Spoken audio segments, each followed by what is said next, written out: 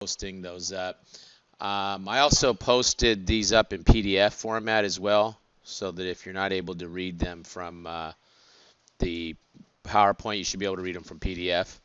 Okay, so let's just go ahead and take a look at the presentation here.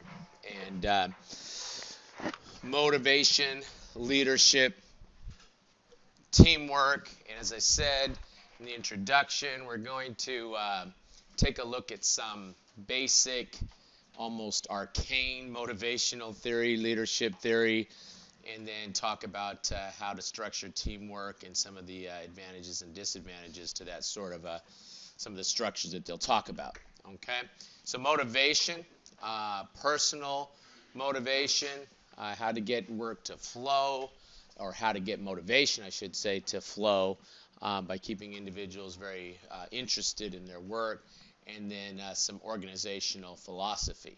Okay, so we want to keep people motivated, obviously, to keep them more productive, but really to tap into their creative energies, and the company will benefit, financially from that, as well as just having a better working environment. So I don't know, have you guys heard of this Maslow hierarchy of needs? Anyone ever heard of that? Okay, some people have, some people haven't. Okay, Maslow is something that is talked about a lot. I think he came up with this in the 30s, of what is it that human beings need, or the human beings seek, really. Okay, and obviously if they seek these things, they need them. But we have what? We have some basic needs here: food, water, safe, stable place to live and work, feeling accepted by others, recognition, respect, and then what they call self-actualization is where a person feels fulfillment, okay, and where we start getting into aspects of creativity, etc. And Maslow believed that people work their way up this continuum, right? Obviously, when you're a baby, you're just looking for food, right? But as you get a little older, you start thinking about being accepted. And I think I haven't read Maslow lately, and I've only read him from managerial textbooks. But I think his point was that it's not like we get all the way up here and then we don't seek the things on the lower levels, obviously, right? And so we tend to build ourselves up to these higher levels. Now, from a standpoint of motivation, if you look at these, you can use some of these in how you structure your motivation of others, right? So providing, recognition, employee of the month or whatever, is an example of what? Providing some sort of self-esteem, right? Okay, so this is one of the theories. We also have this McClelland, who had different needs: need for power, affiliation, need for achievement. Okay, so all of these different things are out there and ways of motivating individuals. Okay, now when we look at this in the context of personnel motivation, we have hygiene factors. Okay, we call those hygiene, such as safe working environment, proper pay and benefits, relationship with coworkers, and then we have some of these motivators, such as job growth, promotion, increasing responsibility, and recognition. So we kind of break these into these two different areas. Hygiene, to me, is proper pay and benefits, safe working environment. I don't know, relationship with coworkers can kind of be, in the middle there. I mean, you don't want to work with Charles Manson, obviously, but, and you guys know who Charles Manson is, right? It's kind of a crazy guy, okay, went around killing people. Okay, so you don't want to work with that individual, obviously. But by the same token, we can have higher levels of employee relationships that really might work more towards motivators, right? Okay, so I would say that one kind of is in the middle there. But certainly hygiene factors are safe working environment, proper pay, and benefits. Anybody ever work in an unsafe working environment? No? Where you kind of thought, geez, I might get killed here today. No? Okay. I had a job when I was going to college working in a trucking outfit, loading and unloading trucks. And that was an unsafe working environment. One time, I had to drive the forklift into the truck to take pallets out of the truck, right? So they say, hey, there's one more pallet left back there in truck number 57. Bring it over here in dock area B or whatever it was. So I go driving back there, and the driver apparently did not prop up the truck properly, so that when I went to drive the forklift into the truck trailer started to do one of these. It started to do a nosedive because the forklift is, so heavy, and so I kind of had to back the thing out slowly. Another time, I'm in the back of one of the trucks unloading some stuff, and the driver starts to take off. Now I'm back there. Hey! The guy stops the truck and backs it back in. So you can't have unsafe working environment. That's why we have an organization called OSHA, the Occupational Safety Hazard Administration, that goes and does inspections and stuff and makes sure that companies maintain a safe working environment. Okay, so let's take a look at some of the motivation theories. We have intrinsic motivation. We have intrinsic motivation. Okay. Extrinsic motivation is when your boss says, hey, I'm going to send an email out to everybody who says what a great job you did, right? Well, that's motivation that's coming from the outside, right? Or what? Employee of the month is an extrinsic motivation that's coming from the outside. Intrinsic motivation is, I want to get on this particular assignment because it deals with a particular subject matter or industry that I'm very interested in, and I want to learn as much as I can about that, right? So both of these are motivating factors, and of course it's much easier for you to implement as a manager. The extrinsic, intrinsic, you have to almost be a mind reader, although you could get to know your employees a little bit more on a personal level, that might help you to understand what some of their intrinsic motivations are. Okay. Now we have two theories of management over here: theory X versus theory Y. And this was something that was developed in the 60s. And the reason I point to the 60s is probably, the 30s, 40s, 50s, my parents' generation. It was all about what? Hey, you do what you're told, and you do it well, and you get paid, right? That's theory X. Theory Y is what? Is that the person around the 60s, they came out with this idea of theory Y versus theory X, which is what? The person is naturally motivated, and our job is to do what? Help them to create their own motivation.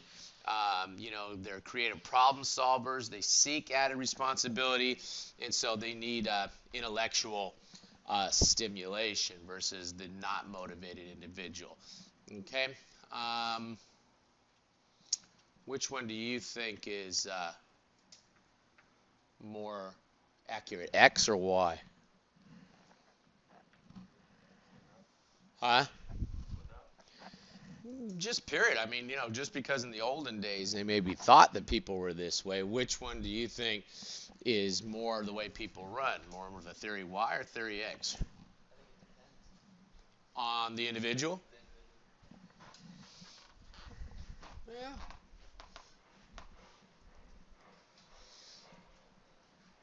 I don't know. I personally tend to think that most people are here. Um, My dad said something to me not that long ago that I was like, usually I disagree with my dad these days, especially when he gets things factually incorrect because he's 86, and he'll call my sister his sister. He'll say, well, my sister said this and my sister said that, and I'm thinking, who does he mean as his sister? Or he'll say that my younger brother said something, and I'm the youngest in the family, and I'll be like, Dad, I'm the youngest, And he'll be, well, why are you confusing me? I'm not confusing you. I'm just telling you I'm the youngest, okay? So, but he said something to me. Every now and then he comes out of some of those things with some very profound things. He says, nobody feels any differently than anybody else. And I'm like, wow, that's as clear as a bell to me. That's a good observation of an 86-year-old man, that you sit there and you wait for those things, right, for someone to come out with that. So I'm thinking myself that maybe most people are in the Y, although they may be in a situation that causes them to act out in the X, right?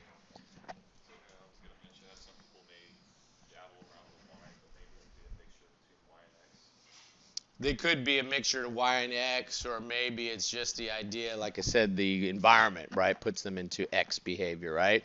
Okay, especially if you put them, beat somebody down so many times that they sit there and say, well, it doesn't matter what creative idea I come up with, they're going to ignore it, right? So I'm just going to do exactly what I'm told to do, and I'm not going to share any creative ideas, and they start getting into this. In fact, now that I think about it, I mean, I've been in situations where I've tended towards this. I don't last long in this. And by that, I don't mean that I leave the organization. I just start going back to this because I just can't help it. I can't stand to, even try to act out this way. So maybe over time, in any situation, people tend more back towards that Y theory. Okay? So these are just theories, guys. And, again, 1960s, right? What does this guy know when he came up with it? I don't know when he died, but this guy probably, never even saw a Walkman before, okay? So, who cares what he thinks, right? Okay, but it was some thoughts, okay? Theory Z, what? We would have collaborative decision making. We would offer people generalized skills, okay? So that we don't necessarily put them into a pigeonhole. I have a little trouble with this. Why do I have trouble with this idea of generalized skills, do you think? What's my background? You guys don't know what my background is? I told you about it. I'm an accountant. I'm a CPA, right? So what am I? I'm a highly specialized individual, right, in terms of my skill set. And so, I used to get a CPA has a license to audit, and I used to get upset when they would assign people on my assignments at the GAO who weren't accounting majors. They give me a non-accounting major to be on my assignment, and all of a sudden we have the client describing to us debits and credits, and I can sort of see, the wheels turning or the eyes spinning or whatever. I don't understand what the heck they're talking about because they're getting into debits and credits of accounting, and I'd be like, man, I'm going to have to basically redo whatever this person comes up with, right? Because they don't even know debits and credits. So. But GAO, my office, thought, they used to say, we want the good athlete on an assignment. We don't care if they are, specialized in this particular area. And it turned out to be that case that there were problems. We just couldn't necessarily use people that didn't have some specialized skills. So sometimes you need a specialized skill, but if you're doing a research tank type of a thing where there's not, a lot of specifics of accounting and stuff, I guess having generalized skills is good. Probably better than trying to have generalized skills is what? Assembling a team who brings the different skills that are needed to properly accomplish the assignment. Okay?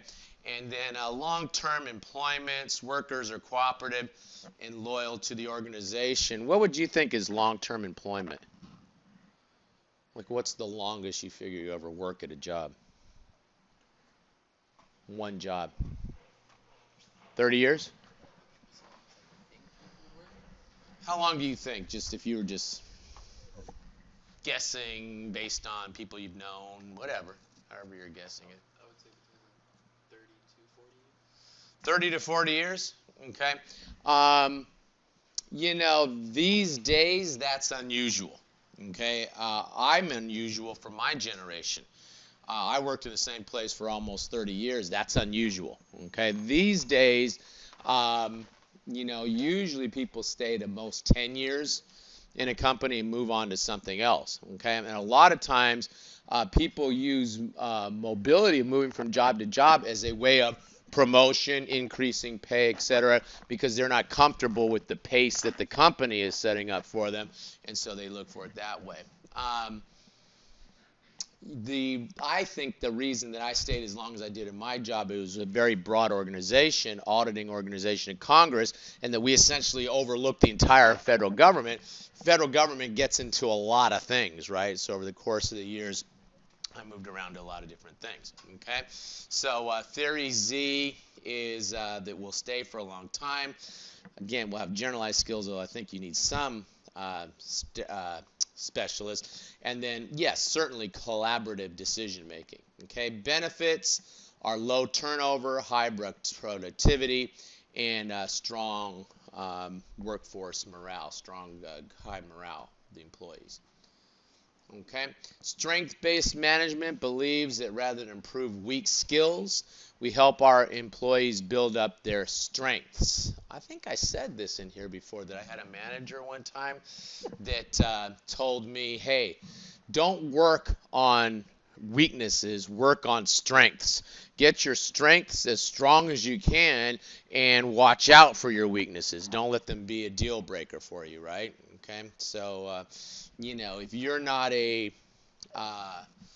person that's a real good Excel person, don't sit there and try to crush Excel to a point where you're trying to rival somebody else who's just naturally good at it. But make sure you know enough about Excel so that if you are asked to do something, etc., you can hang with it. But leave the Excel to the experts, and maybe you're better at presentation, or you're better at understanding what the Excel spreadsheet means. I mean, that's a more difficult skill maybe than using the Excel spreadsheet. I talked to you about May Lee in here before, someone that I work with, May, and May could levitate on a spreadsheet if she needed to. She could do anything with those spreadsheets, and so we were a good team because I would say, hey, May, can you do this analysis? Can you do that analysis? She would do it. She'd return the spreadsheet to me, and I would look at it and say, well, look at this pattern right here. Let's dig a little deeper into this. Looks like maybe we have a finding there for our audit. One time, May was like, how do you do that? Can you teach me how to look at it and see what's there? And I'm like, well, I can show you how I look at it, but that doesn't mean that you're going to necessarily understand how to look at it. That's why I'm saying sometimes the best teams bring what? People with the different skills together. I couldn't do the things I could sit there for the rest of my life studying Excel, and I would not be able to do the incredible things that she was doing with those spreadsheets. Just when I would say, can we do this? And she would go and figure out how to do it. Okay. So we have some evolutions, industrial psychology, 20s and 30s, the Frank Lillian Galbraith approach, Hawthorne Effect. I'm not going to talk about all of these. I mean, this is almost 100 years ago. I mean, what do we care, right? It is 100 years ago, right? 4 years away from being 100 years ago. So some of this stuff's getting pretty ancient. So let's go ahead and let's take a look. Oh, let me talk about the Hawthorne Effect, though, because for some reason, this one, a study of management, stuck in my head because I kind of believed it, I think. Tell me what you think. The Hawthorne Effect was this. It was in a factory, and they were trying to improve the lighting, right? Better lighting. The employees will be able to see better. And so they went ahead and they improved the lighting, and the employees indeed did perform better, right? Because they can see, right? Makes sense. So the company thought, well, that's great. Let's see if we can refine that even more. So they studied. After a while, the productivity went back to normal. So they said, well, maybe something's wrong with the lights again, right? And so they went back and looked at the lighting again. Didn't feel that they needed to change anything, and the productivity went up again. But this time, they didn't change anything in the lighting, and they're sitting there going, okay, that's interesting. Productivity went up, but the lighting stayed the same. So now they started experimenting. They said, well, let's just go in and act like we're looking at the lights, but we won't actually change anything, right? And so they went in and looked at the lights again. Productivity went up again. And so what happened? They realized through this Hawthorne effect that what? That if you pay attention to what the employees are doing, if they feel that they're being studied, if they feel that they're being looked at to help them with their productivity, that in itself brings up the productivity regardless of the actual effectiveness of the whatever it is that you're thinking about changing or doing. Now the only problem there is, what does that get a management into? Well, hey Bob, go on. The employees are slowing down again. Just go out there and move the lights around. They'll pick up. Make them think like we care about them, right? Okay. So what? You don't want to get into that mode, but it certainly illustrates that if you make sure that employees, your staff, understand, that you care about the way they do their work processes, etc., that in itself could help to increase productivity. Okay. Okay. Good. So according to Maslow, which needs are people striving to satisfy when they seek to maximize? That was what? That was that self-actualization. That was at the top of the pyramid, right? The presumption is that people are sort of striving through their development to get to that level. Okay.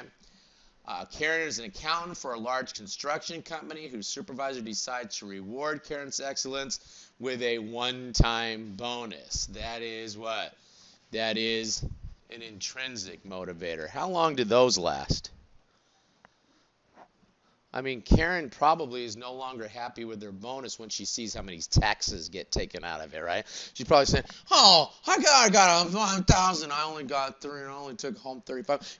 This is the worst bonus ever, right?" So that lasts very short period of time, doesn't it? Okay, so the more intrinsic, what comes from inside the individual, that's pretty much forever, right? I mean, the person will evolve over time, but that's forever. The question is, how do you access that? How do you crack that, right? How do you get somebody how do you leverage off of someone's intrinsic motivations? That's a little harder. You're going to have to understand more about that individual, right? I mean, we know that everybody likes money, but that only lasts so long. Let me tell you something.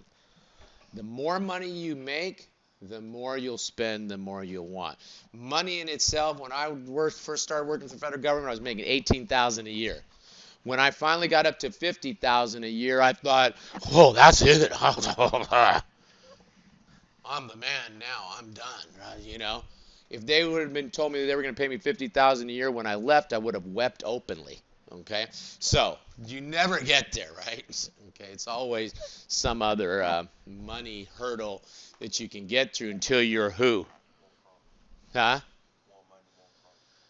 Well, that's what. You quoting Biggie Smalls now? That was a rap tune by Biggie Smalls. Okay, or he says that in one of his songs. Okay, but right, it's true. It's true. Or look at Trump. You get all the money, then what? Then you want power, right? Then you want to be the president. You want to be all. What does they say? All men want to be rich. Rich men and women want to be kings, right? And so it's always one step up. So you never really get there.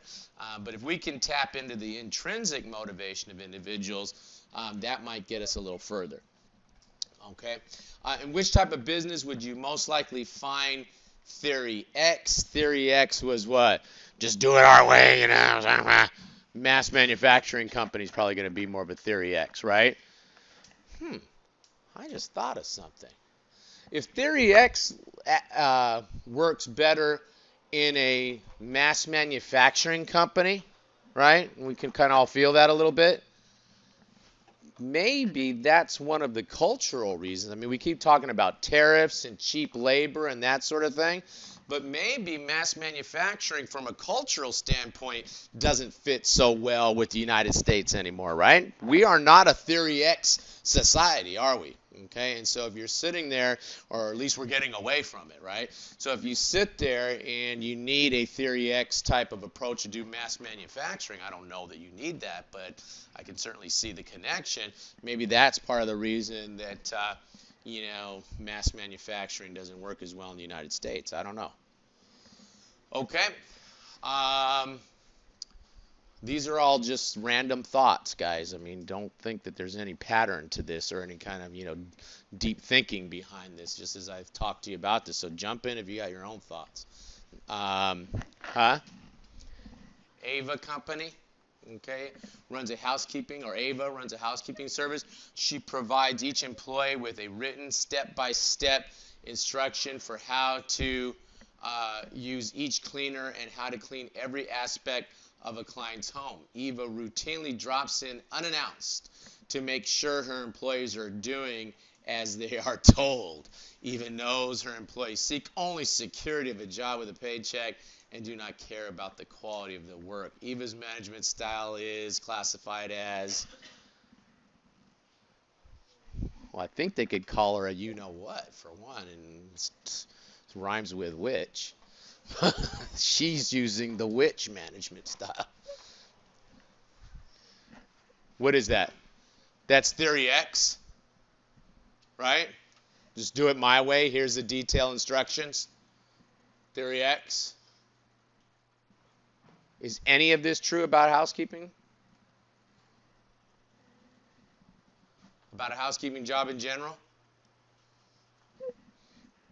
I spent 7 years as a housekeeper in the hospital before I started working for the GAO. I was a floater. I had different assignments. I worked the surgery department sometimes, where I had to clean up after the surgery. I'll stop the description right there. But I had to clean up after the surgery.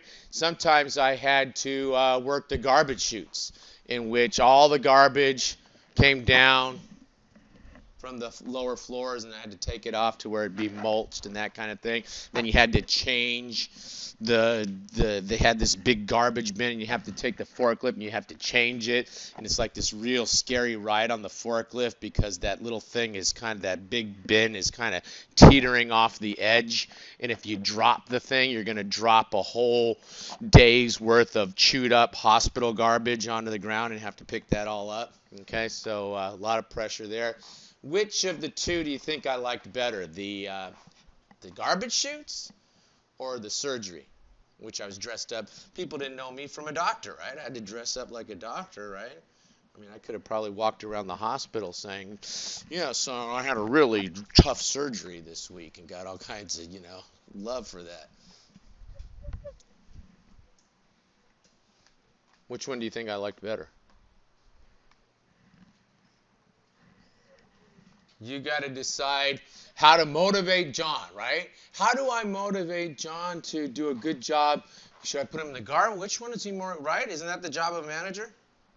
Which one do you think I like better? Surgery. Why the surgery? Because the other one, like, I wouldn't say it was like more dangerous, but you were like more concerned if something were to happen because there would be an after effect that would directly affect you in what you would have to do. Okay, I see what you're saying because I described that aspect. Surgery, there was no difference in money. Same amount regardless. You're absolutely right. If they would have paid me more to do one or the other, that's the one I would have liked better. But there was the same thing. Union contract in terms of what we got paid per hour, that was it. What if I told you that hip surgeries are really, really, really messy? When they replace a hip, it's really messy, and it's my job to clean up after that. And there's 4 hip surgeries scheduled for that night that I'm supposed to be working. Then I'd rather be in the garbage chutes at that point, right? Okay. And the consequence is that if you don't get that room ready, they can't get the next schedule for the surgery, and so you have to hurry up. So not only, and you have to have it clean because the next person can come in and be opened up in there, so we have to have a sterile room for them to come into, right? So it's very much more specific as to how you clean that room, et cetera, than how you dump garbage out, right? Okay. So the answer is, it depends. If the surgery was not busy, I wanted to be in the surgery because I could sit in the doctor's lounge and do what? I'll tell you, there were cookies and coffee in there, so I could eat cookies and drink coffee. But what else? I could work on homework sitting in the doctor's lounge working on homework so I could get the hell out of that janitor's job in general, right? Okay? Now, if you're telling me there's 4 and 5 hip surgeries scheduled, now I want to work in the garbage in the laundry chutes because I don't sit in the garbage chutes because it's a little moist in there. I'd sit in the laundry chute where it's a little drier and sit there and do what? Homework inside of the laundry chute so that what? So that, no one's going to open the door of the laundry chute and I just have to listen. And once it starts like it's backing up on the upper floors, I go ahead and I do what? I throw all the bags in and take them down to the next level. So I had another what? Another motivation going on. So sitting there, you could theory X me all day. You're not going to motivate me anymore than what? If you're sitting there and saying, well, of course we weren't really using. I guess they were using my creativity to a certain extent, and then I figured out how to push 2 laundry carts at a time and stuff to move the stuff a little faster. So anyway, okay. According to the Hawthorne Effect, what? Workers will be more productive when they are being studied, right? That's what the Hawthorne Effect came out with. Okay, good. Leadership. Who's this? You don't recognize him by his face. You recognize him by the vehicle he's leaning on. Elon Musk, right? Okay. Definitely someone that has a visionary management style, and sort of everyone just sort of wants to, he's almost become a celebrity in his own right. I was watching Big Bang. You guys ever watch The Big Bang Theory? I was watching that, and all of a sudden Elon Musk shows up, right? And they all get excited. So nerds, love to follow this guy and stuff because of his visionary status. Didn't he come up with now they got the rocket that lands back down straight so they don't have to splash down in water anymore. Just the whole rocket stays intact and comes back and lands straight. So you have different styles. You could have democratic. Democratic is where we basically all agree and vote on everything. Everyone has a vote. Okay, as I sit over here and I don't ask anybody and I automatically turn down the heat because it's getting too hot in here. So I must be autocratic, which is just you make a decision. This is the way things are going to be, right? Okay, and then you can have more of a laissez-faire. Laissez-faire is really the approach that I use when I manage my CPA instructors, and that what? I assign them to a class to teach. I don't come in there, laissez-faire. Laissez-faire. It's the way I say it. I don't know. There may be some French way to say it. It's a French word. Okay. Well, I say it with a Hayward accent. That's how we say it in Hayward. Yeah, I know. It's kind of different. We say, hey, Lassie-faire. This is where the lad dog, you guys know Lassie. Okay. Anyway, so what's happening? I use more of this laissez-faire, whatever, because look, I'm assigning you to teach a CPA review course. And I'm going to send you in, and I use some guys to help with the tax because I'm not a tax guy. So when it comes to the tax portion of the CPA exam, I use people that run the tax, that have their own tax practices to go in there. When it comes to the law section, I have a CPA attorney who comes in and teaches the law section of the CPA exam. In my opinion, what kind of idiot would I be if I came in and I said, okay, now Scott, when you teach the class, a law class, I want you to do it this way. He's going to look at me and say, are you an attorney? How do you know how I should teach a law class? Get out, no, he's not going to be motivated at all, right? And so I back off from that, and then what I do is I call him from time to time, and I just have a conversation, and over time we start sharing experiences, our interaction with the student. There's this one student that doesn't have a background in this area. How do you handle a student who's trying to take the CPA exam who doesn't know anything about something that's important on the exam? And I'll talk to him about the experiences that I've had. And I've taken this approach. I've prescribed additional reading sometimes, whatever, right? And so you're there to as an affiliate, as a almost as a mentor, so to speak, as a advisor, okay, more than you are as someone trying to direct every single effort. What type of style do you use, sir, if you're in a management situation? What's your name? My name's Isaac. Huh? Isaac. Isaac? Which one do you think you would be more comfortable with here? Democratic? Autocratic? Maybe democratic. In terms of a management style, huh? I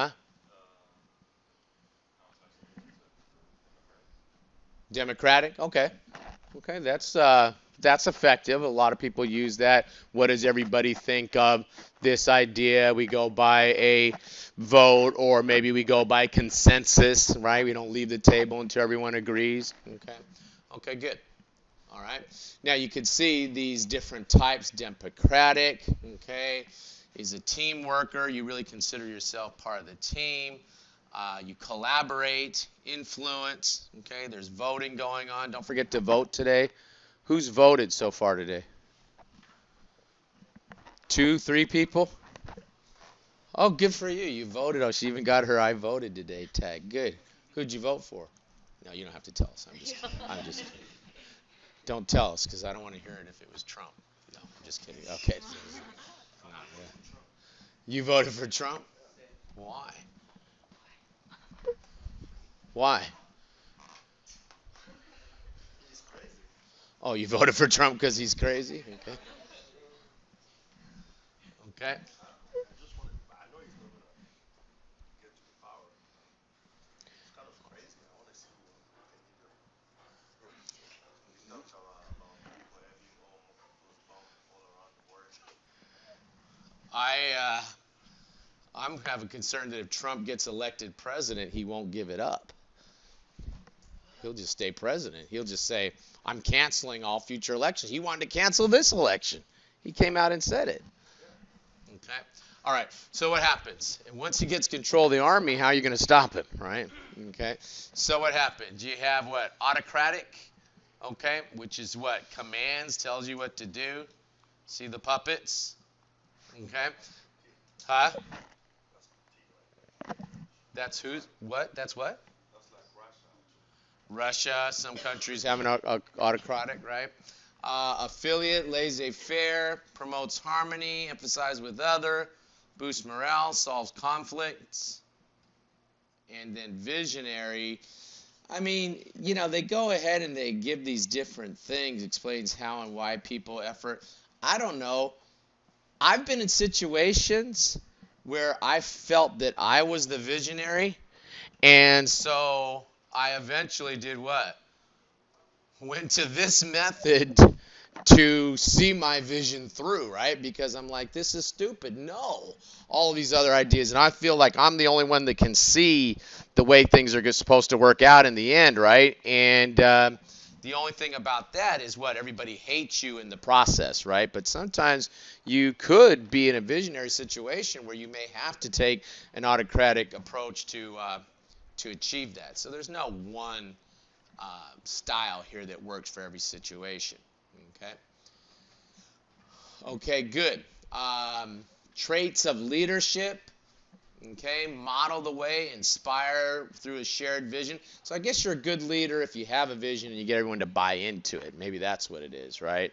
And then what? Exhibit emotional intelligence. Okay, enable others to act, and then you know challenge the process as you move forward. As all these are considered effective traits of leadership.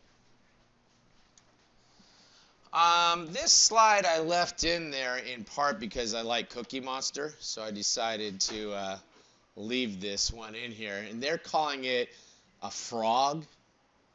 And I'm like, the book calls this a frog, and I think they're calling it a frog because they don't want to get sued by Sesame Street. That's Cookie Monster. They can say it's a frog all they want, okay? That's the Cookie Monster. So what happens? We can have deliver wow through service as to how we service our employees, embrace and try and drive change, create fun and a little weirdness, right? Always remember to have fun. I mean, humor to me, as I grow older, to me, I'm starting to realize the importance of humor and in terms of communication. And I particularly learned that with my dad when he's sometimes will get confused. He thought some people were at his house. He said, "Well, these people left all the lights on."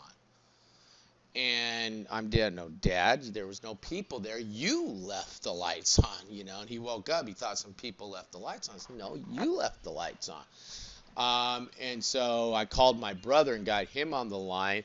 And he says, well, the problem that I have is that these people came here, left the lights on, and I never got a chance to talk to them. And I said, well, you're talking to the best people now, which was me and my brother on the phone. And so we all started laughing about that. And that seemed to snap him out of it, right? So humor, not that you should go nuts and try to be a comedian, but humor is often a good way to break the ice or, kind of change the dynamic of a situation. That kind of thing. But then by the same token, you got to be careful because where people make a mistake a lot of times, they're trying to be funny and then they say something that ends up being offensive, right? So, don't go too far on that. But if you can have a laugh about something, do so. Pursue growth and learning, okay, is a good way. If you tell somebody, look, we're going to put you on this assignment, and when you get on this assignment, you'll become our expert in the insurance business or something, right?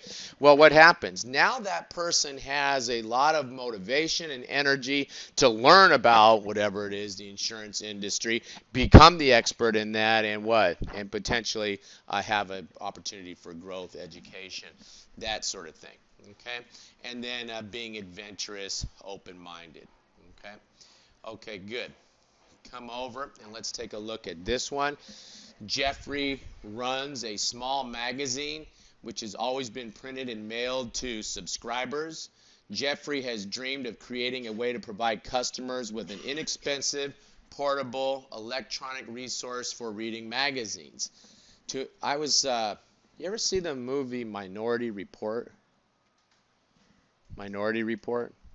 It's this movie with Tom Cruise, and it's got this whole thing about the future and there's self-driving cars in this, and then there's people reading the newspaper, and they're shaped like newspapers, but they're electronic, and the stories change as they're reading the newspaper. And I'm thinking to myself, well, that's an iPad. Basically, I mean, it's not like a newspaper, but an iPad, you can sit on the train, you can sit there, and the news changes as you're driving it, as you're reading it. Self-driving cars, right? I mean, we're almost there already for that being fairly routine, okay? So we say to inspire employees and move them towards sharing his dream, he holds small group meetings to explain how their efforts can. That movie, Minority Report, probably came out around 2002. Is my point that what things that in 2002 we're saying are way off in the future are things that are already here, right? Okay, and so which of the following best describes Jeffrey's leadership style? And he is being a visionary, right? By sharing what he feels and motivating others to buy into that vision to accomplish the goals of the organization. Okay? Okay, good. Let's talk about teamwork. Advantage. We're going to have more minds trying to solve the problem. Okay? Teammates depend on one another's ideas to complete tasks successfully, and there is a sense of accountability to the other members of the team in order for the project to succeed. Okay? Disadvantages. It does not always bring in creative output, and then we start to get into a group think. A group think is where everybody gets on the same page, and after a while, the harmony of the team starts to what? Starts to actually lessen the creativity because everybody's sort of not challenging each other. What is it? Steel sharpens steel, right? So you have to be careful not to fall into group think. Okay, and then you could have different generations which may have different styles and expectations. Okay. Okay, good. The other problem that I have with teams, what I experience with teams, and usually with audits, we work in teams. There often can be what? Even within the team, there's often cliques that develop. Even within a team, there's always, the accountants on the team think this, the public policy on the team think that, right? The economist says this, and nobody in the team agrees with them, so the economist starts to be isolated on the team. So that kind of dynamic starts to develop in teams, and that what? I heard a saying one time, the fighting is the greatest when the stakes are the least. Meaning that what? It doesn't hurt us to fight with each other because there's really not much to lose in this team, right?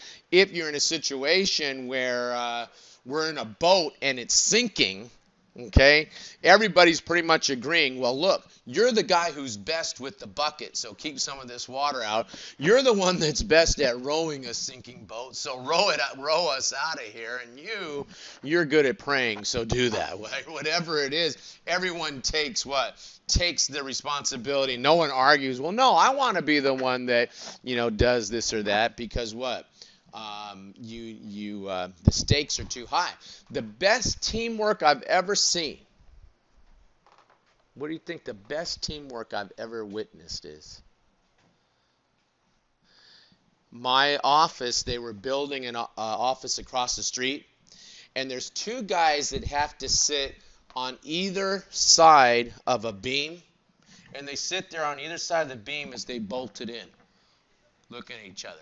Now that's teamwork, right? You don't need to evaluate them in the end and say, did you guys do good teamwork? If they get that thing bolted in and neither of them falls off, that was good teamwork for that day, right? And they don't have to sit there and wonder if they had good teamwork. Now, they're strapped in. It's not like they just fall, to the ground if they fall.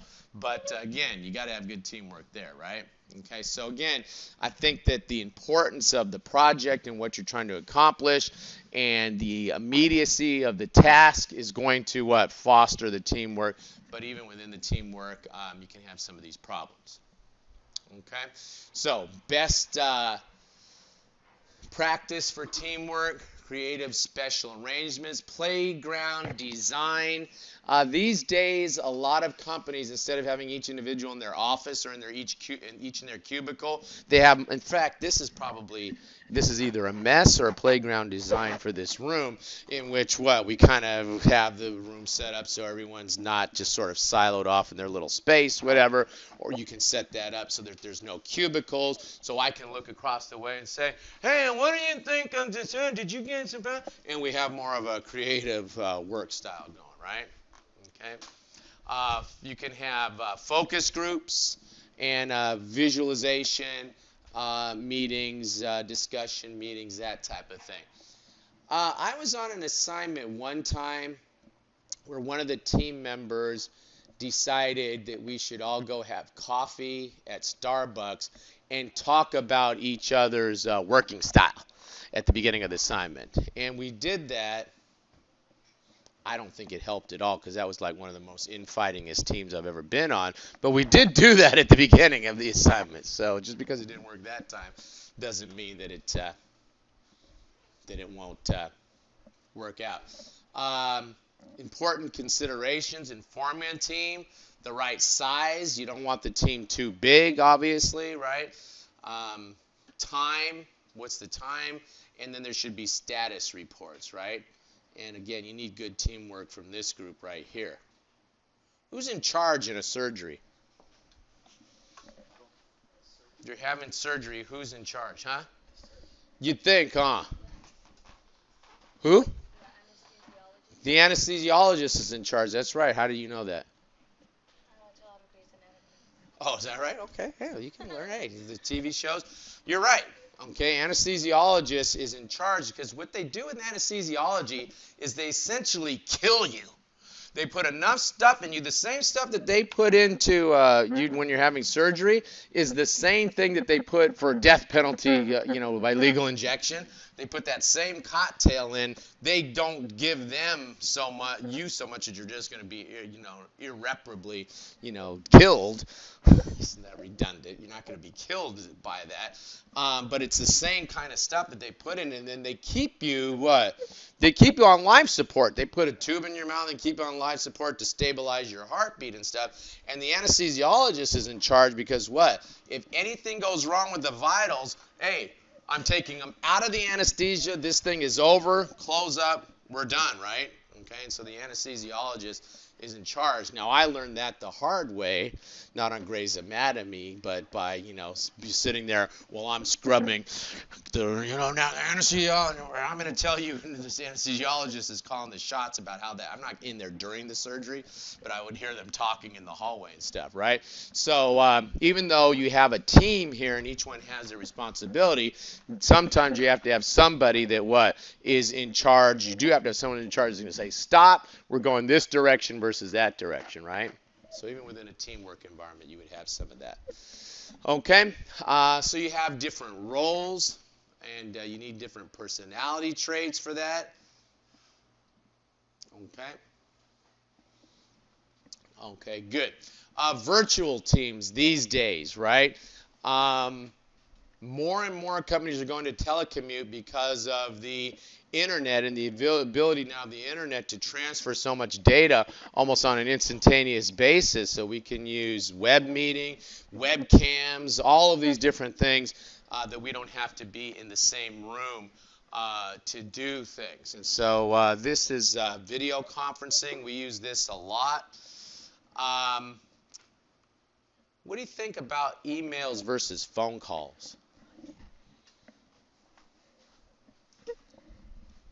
Which is better? You can tell you if you give your own opinion. You like a phone call better? Email? I'm a phone call kind of guy. I heard somebody saying on the radio, he's a disc jockey, so what does he know?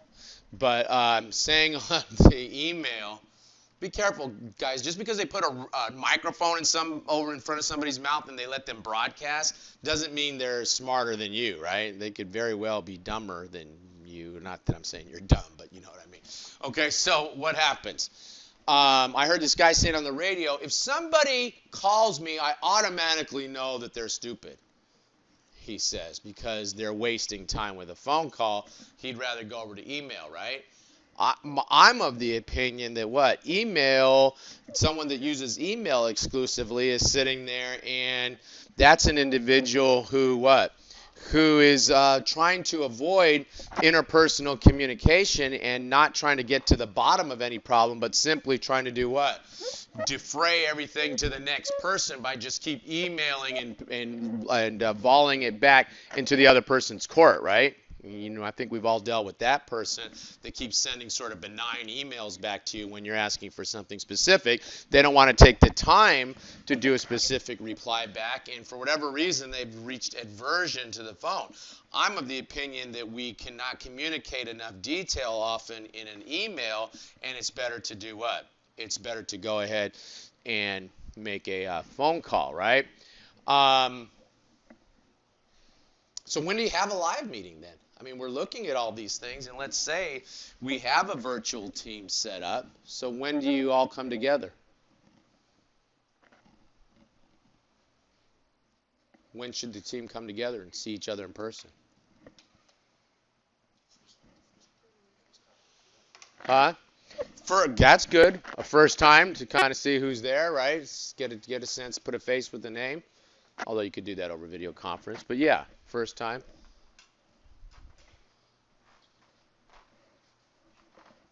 What else? Meeting for preparation? Maybe there's going to be a big presentation or something, right? And so we go ahead and we meet in person to do that. Something important on the job is happening.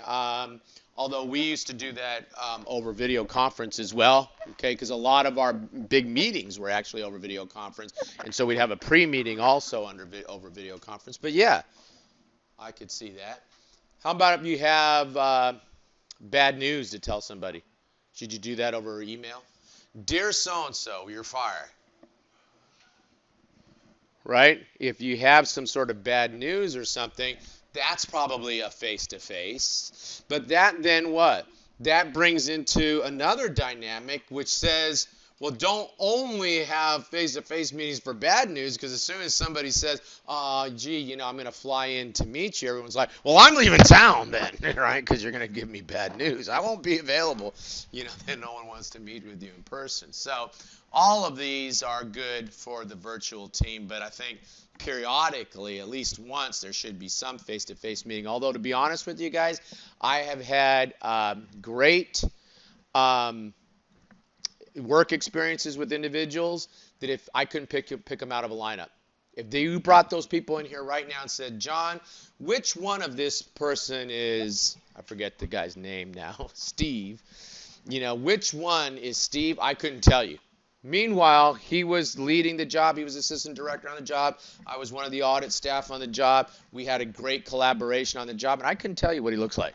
Okay, so by the same token, you can do you can do an entire assignment, have a positive experience completely in a virtual environment. We obviously, I don't know if we had any video conferences. Maybe we did, and I just can't remember that. Anyway, okay, so let's take a look. Ross's work team is made up of various members of the art department who have all worked together for many years. They like that they work in sync and rarely have to explain things to each other because they are so much alike. A threat to Ross's work team is what?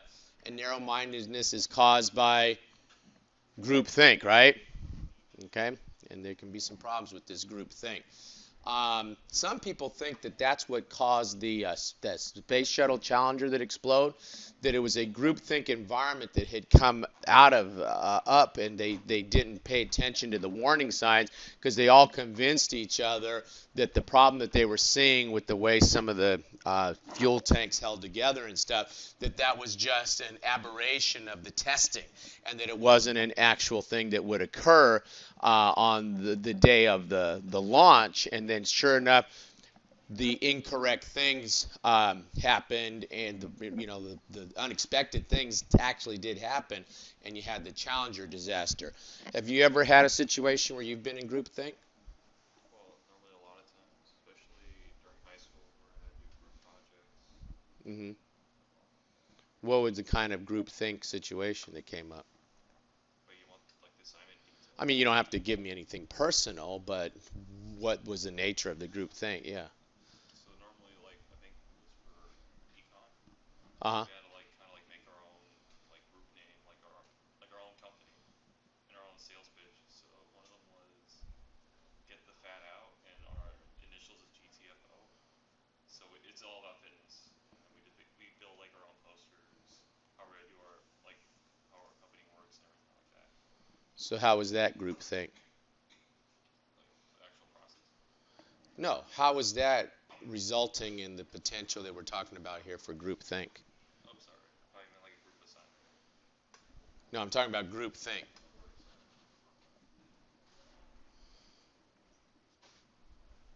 assignment. Okay, I'm pretty sure there's value to listening to what I'm talking about and, internalizing that and then thinking about, potential situations that you could be in or situations that you have been in and trying to apply this theories to that situation.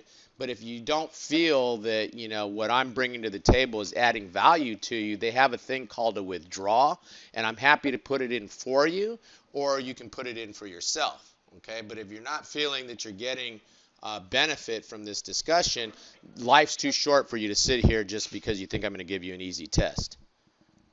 Okay? Okay, so let's go ahead and let's take a look at this one. Maxwell is a freshman in college and believes in his self-worth and value. He has high expectations for his achievement and his eventual career. Maxwell spends a good deal of money each month, often making co-purchases with his parents. Maxwell is most likely from which generation? And they said millennials. Okay? And I don't know. This is why I put this question up, because I'm like, well, why is this has to be a millennial? So what they're saying is that they're making a judgment here that your generation spends a good deal of money each month, often making co-purchases with their parents, and he believes in his self-worth and value, and he's high expectations for his achievement in his eventual career.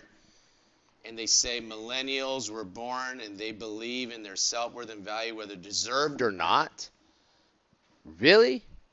I mean, I found this whole thing offensive.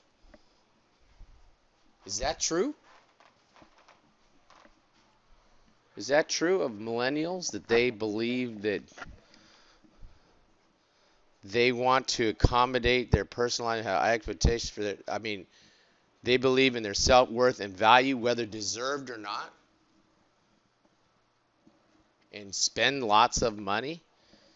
I don't know. I just looked at this and I was like, whoever wrote this seems like, I just picture somebody that was upset with their kids and wrote this. They'd believe it whether they're deserved or not, right? And so I don't know. I didn't care. I wasn't going to put this in because I didn't like it, and then I decided to put it in because it's like I could sit here and scoff at it.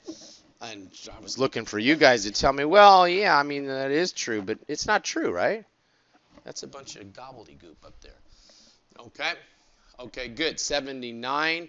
Globe Trekkers has employees all over the world. Employees have face-to-face meetings on occasion. Okay, but they communicate with each other mostly via conference call, etc. The employees have what? This is the virtual team. Okay, and this question acknowledged that, yeah, you are going to come together from time to time. Okay, which of the following is not a reason that diversity in the workplace has increased? And I looked at this and I just didn't agree with this one. Increased laws. Oh, I see. Yeah, no, I do agree with this one. There's another one I don't agree with this one. Which of the following is a reason why diversity in the workplace has not increased? And I think I misplaced this slide. I should have put it in the other chapter. But anyway, we'll look at that in a minute. But which of the following is not a reason that diversity in the workplace has increased?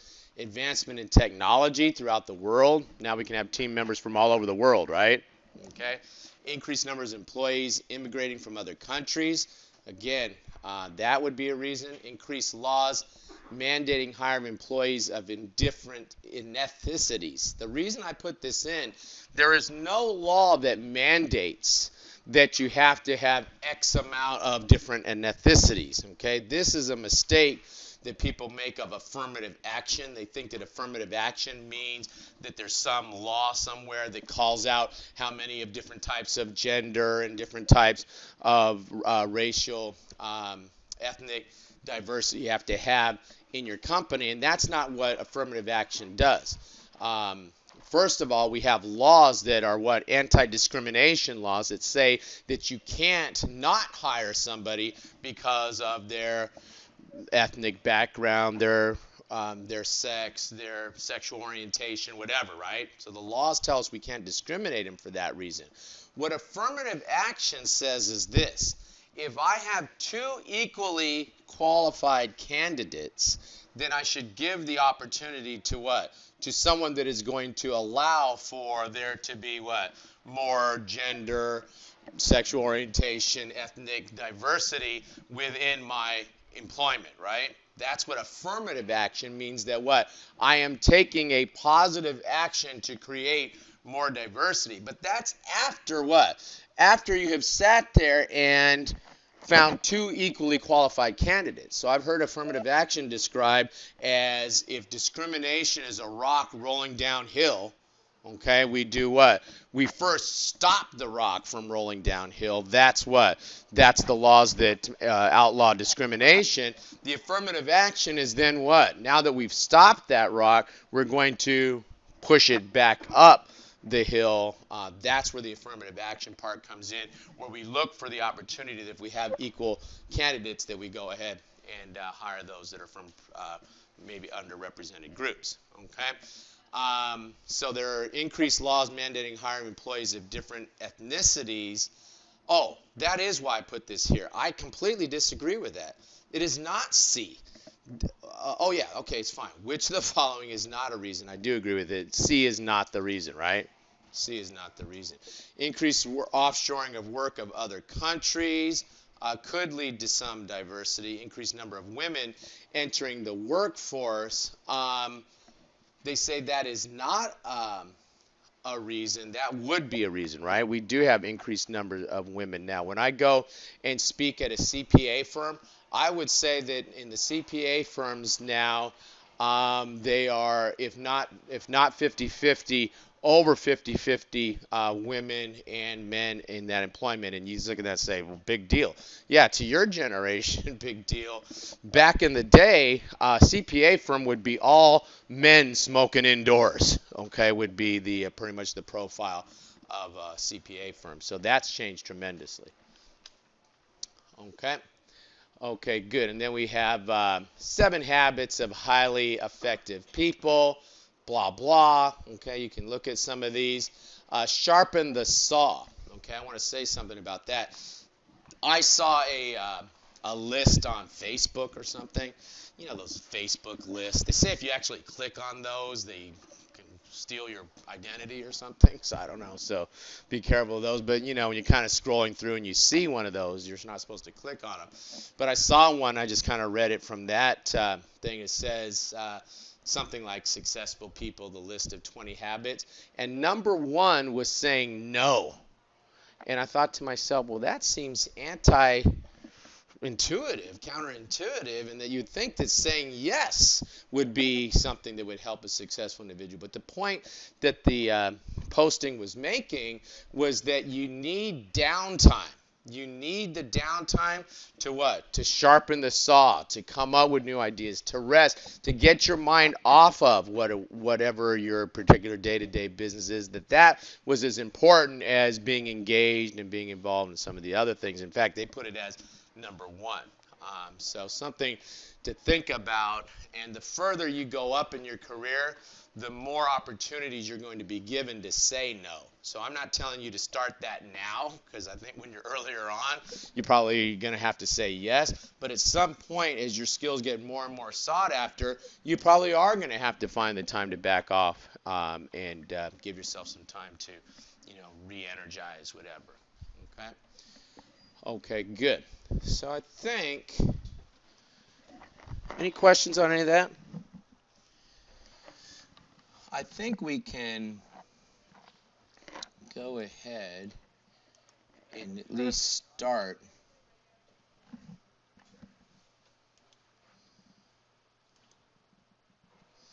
I'm not going to. Let's not do it. Okay, let's go ahead. Let's sharpen this saw. Okay, let's go ahead and put this one in our back pocket, and we'll go ahead and we'll pick this up next time. Okay, rather than sit here, maybe we'll get through 2 chapters next time, rather than sit here and start to cram this into the last 20 minutes when we've already taken in a fair amount of information. Okay, so you'll see both chapter 8 and 9 up on Canvas. Okay, and then next time I'll probably have 10 there as well. Maybe we'll get through 9 and 10 or whatever chapters are next. Okay, all right, guys.